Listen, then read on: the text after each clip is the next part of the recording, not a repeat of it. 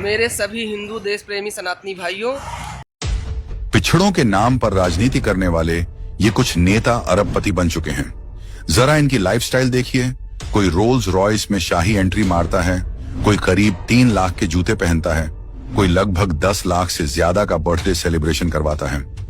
सच में आज हमारे देश में पिछड़ों का इस्तेमाल करके उनके जज्बात से खेलकर अरबपति बनना उतना ही आसान है जितना बिजनेस करके अरबपति बनना मुश्किल।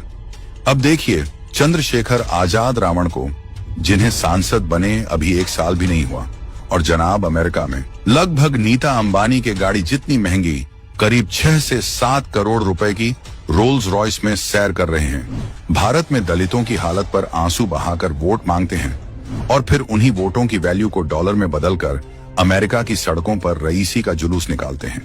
ये वही नेता जिन्होंने आर्थिक रूप से कमजोर लोगों को 10% कोटा देने के मोदी सरकार के फैसले का विरोध किया था।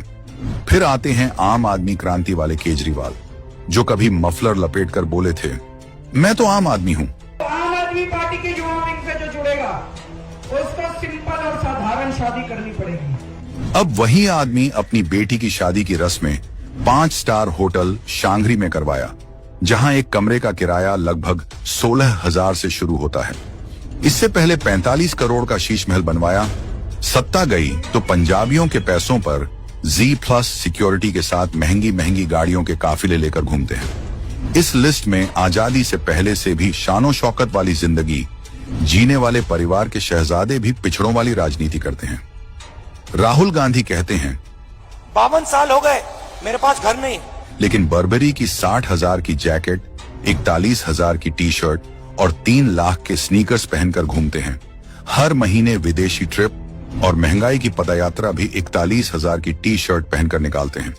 समाजवादी पार्टी भी पीडीए कहकर अब संपन्नवादी पार्टी बन चुकी है। 40 करोड़ की संपत्ति और 25,000 की जैकेट पहनने वाला बेटा। जिन समर्थकों से वोट लेते हैं वो शायद 250 की जैकेट खरीदने में भी 2 बार सोचें। लालू और तेजस्वी का तो क्या ही कहना, गरीबों का नाम लेकर आज राजसी साम्राज्य खड़ा किया है। लालू के शहजादे आए दिन विदेशी ट्रिप, सूट बूट और 250 रुपए में 1 लीटर मिलने वाला महंगा एवियन पानी पीते हैं।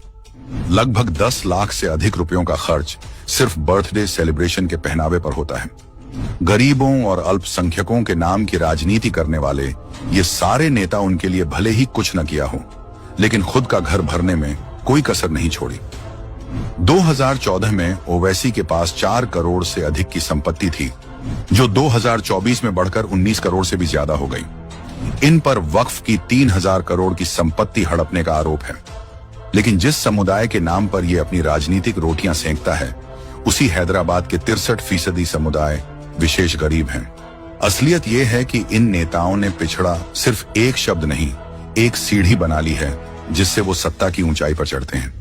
ये लोग कभी वोट के लिए मिट्टी के बेटे बन जाते हैं और चुनाव जीतते ही मर्सिडीज के मालिक।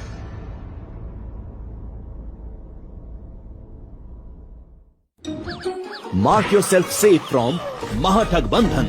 Pledge now.